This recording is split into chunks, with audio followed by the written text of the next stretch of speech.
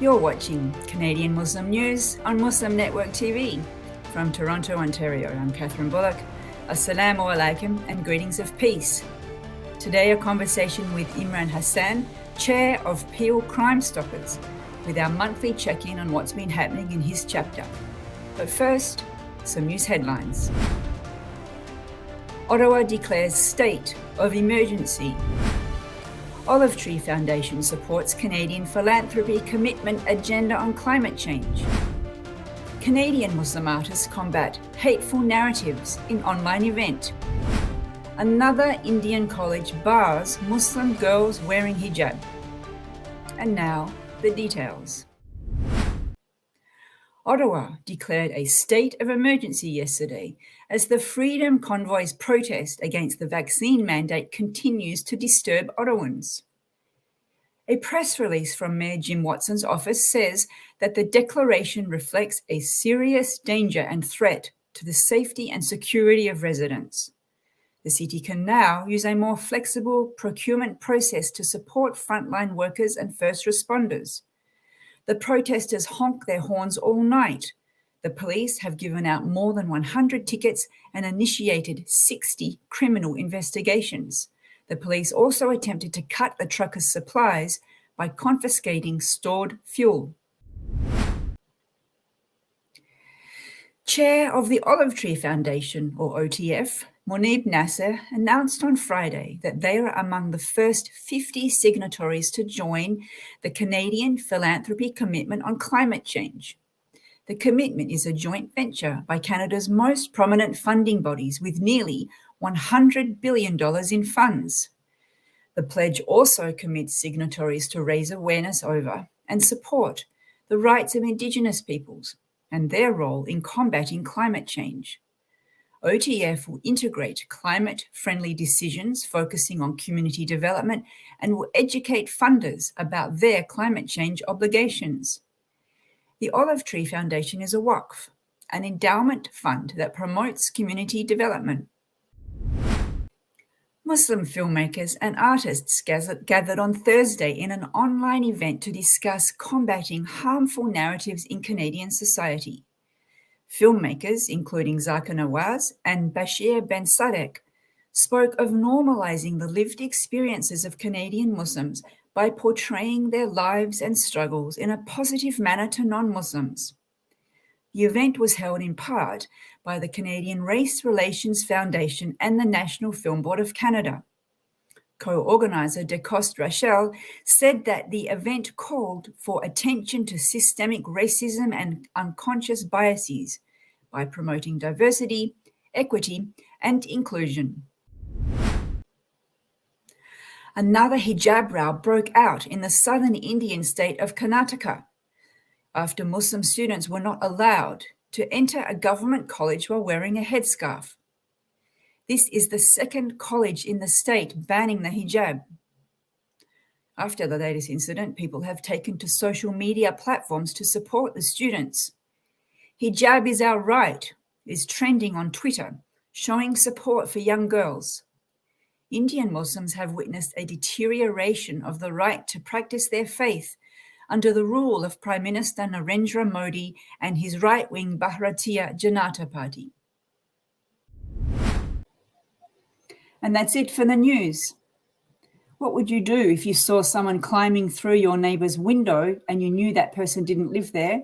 You might think about calling the police, but you might not want to get involved. You feel a bit afraid. Who do you call? You call Crime Stoppers.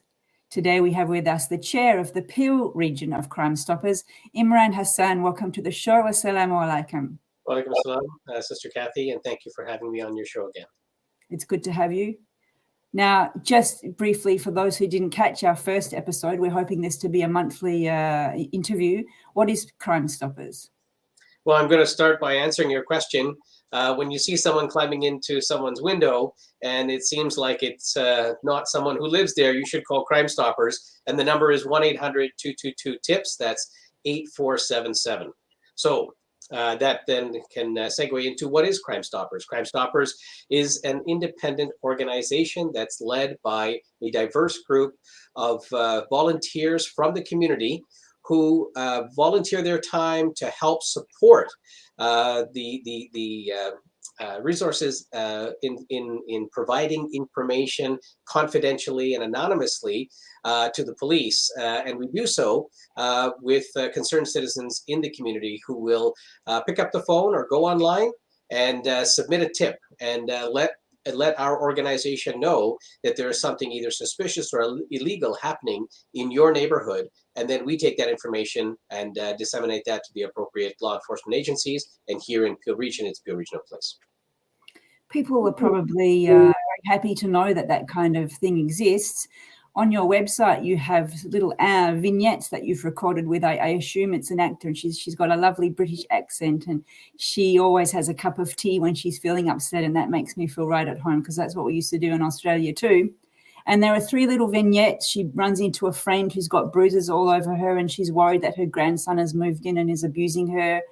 She is worried about a young man who's come around offering to fix her roof, but she's never seen him before, and he claims he's from her church, but she's never seen him at church. And she goes to visit a friend in an old people's home, and the friend she's visiting tells her that they get locked up at night, and all of these things worry her, and she keeps saying, oh, what am I going to do? Oh, I'll call Crime Stoppers. It's anonymous, and they'll know what to do. Are those sort of normal calls that you get to the show?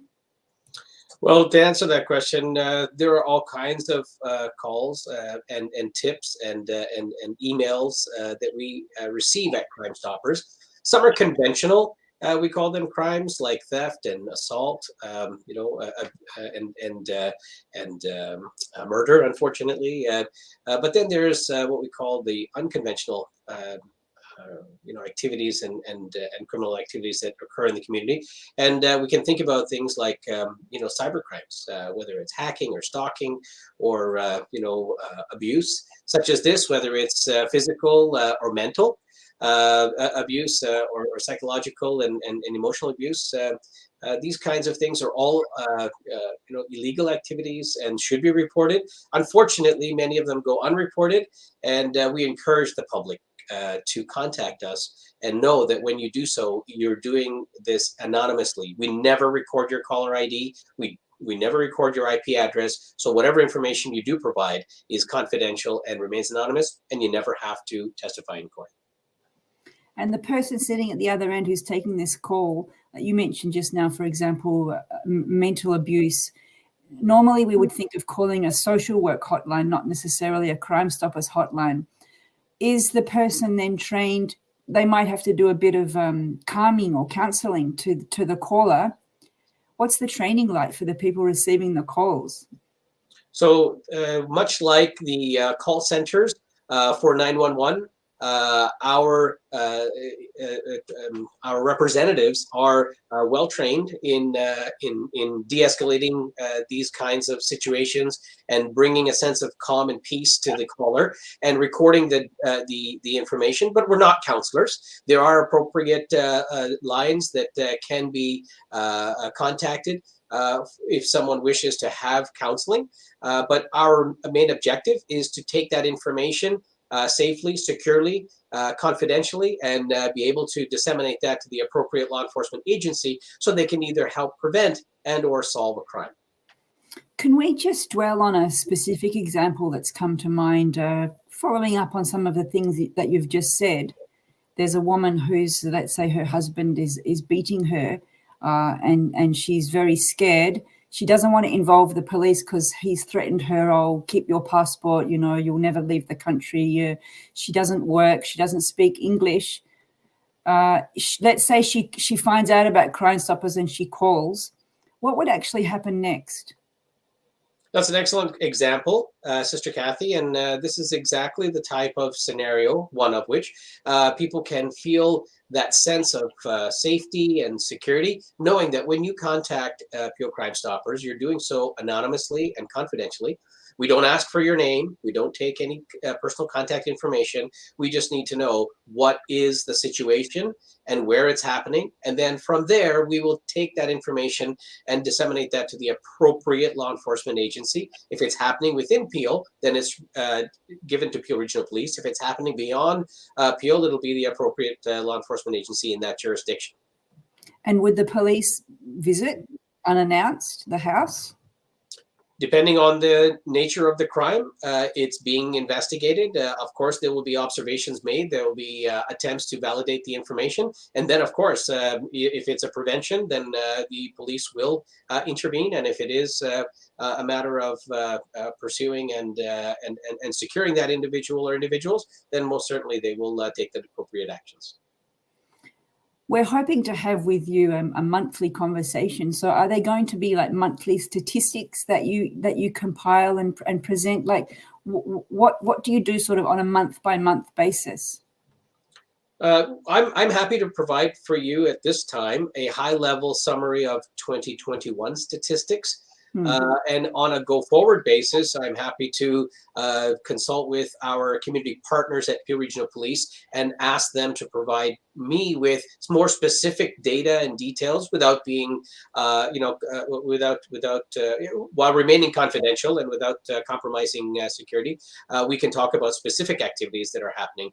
Just to give you your audience an example, high level in 2021, we had nearly 5,000 tips submitted to Peel Crime Stoppers, and that was in the form of online as well as telephone tips. We had nearly 200 arrests as a result of the engagement by the public, and we've recovered hundreds of thousands of dollars in seized cash, as well as nearly $1 million in seized narcotics. So there's other stats that we can do research on and provide to our public, but that is a high level summary of the kind of activity that's happening, unfortunately, in Peel, but fortunately with the partnership with the public and concerned citizens in our community, we're able to help prevent and solve many of these crimes. I mean, that's very, I mean, obviously sad, as you said, that this is happening, but human beings are human beings, but glad to know. Now, those statistics, high level, that you just presented, are they all directly related to a Peel Crime Stoppers tip, or are they just Peel statistics in general?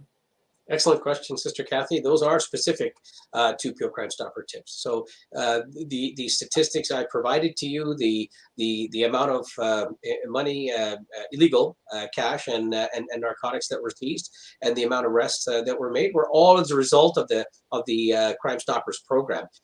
If this program didn't exist, many of those activities would have gone unreported. And I want to stress, Sister Kathy, for the audience, that there are many communities, whether they be Black, Indigenous, people of color, different ethnicities, certain faith groups, they're reluctant to contact police because they're just not sure that they can feel comfortable making that submission, especially because they have to provide their own contact information. But knowing that there's a invaluable resource and essential service like Crime Stoppers that's available to the community to be able to report any of these suspicious or illegal activities anonymously is an invaluable resource for the public. Indeed. And we're out of time for more questions, but I'm glad that you mentioned that, because yes, the police have a bit of a difficult relationship with a lot of these marginalized, racialized communities. There has been, terrible examples of police, unfortunately, police not doing their job properly and police brutality. We have to leave it there. Thank you for joining us, and we look forward to our next month's check-in. Sister Kathy, thank you for having me. And as a closing, I'd like to remind the public that we're a registered charity. We don't get funding from any government or any agencies. So we rely on donations and sponsorship. So if anyone wishes to support Peel Crime Stoppers, you can do so by going to our website, peelcrimestoppers.ca, or feel free to contact me directly. I'm happy to discuss with you some options and how we can work more closely together. As we've discussed before. Thank you. I'm sorry we're out of time. Thank you. You've been watching Canadian Muslim News on Muslim Network TV. Stay tuned for the next episode. God bless.